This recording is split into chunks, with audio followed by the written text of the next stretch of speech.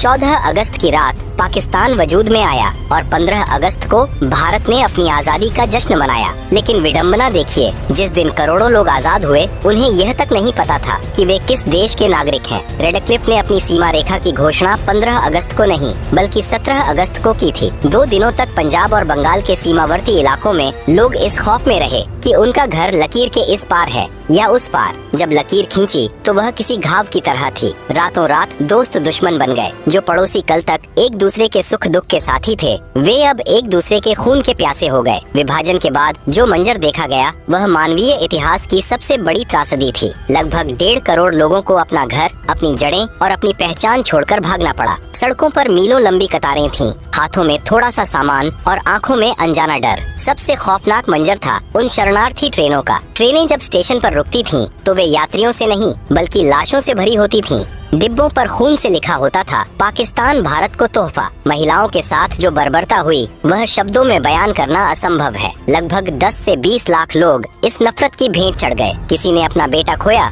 किसी ने माँ, तो किसी ने अपनी पूरी विरासत। जिन्ना ने वह पाकिस्तान तो पा लिया जिसके लिए उन्होंने अपनी पूरी राजनीतिक पूंजी लगा दी थी, लेकिन नियति ने उनके पास समय नहीं छोड़ा। जिन्ना को लंबे समय से राज्यक्षमा थी जिसे उन्होंने छिपा कर रखा था। उन्हें डर था कि अगर कांग्रेस या अंग्रेजों को उनकी बीमारी का पता चल गया तो वे पाकिस्तान बनने का इंतजार करेंगे और उनकी मृत्यु के बाद योजना ठंडे बस्ते में चली जाएगी। विभाजन के महज 1 साल बाद 11 सितंबर 1948 को जिन्ना की मृत्यु हो गई। जिस देश को उन्होंने 2 राष्ट्रों के सिद्धांत पर बनाया था वह उनके जाने के बाद ही अस्थिरता और संघर्षों के भंवर में फंस गया। उनके बाद के नेतृत्व ने उस धर्मनिरपेक्ष पाकिस्तान की छवि को पूरी तरह मिटा दिया जिसकी बात जिन्ना ने अपने शुरुआती भाषणों में की थी। आज 77 साल बीत चुके हैं, लेकिन 1947 का वह घाव आज भी हरा है। नेहरू और पटेल की विवशता, जिन्ना की जिद्द और अंग्रेजों की चालाकी ने मिलकर एक ऐसा नक्शा तैयार किया जिसने न केवल जमीन को बांटा बल्कि दिलों के बीच भी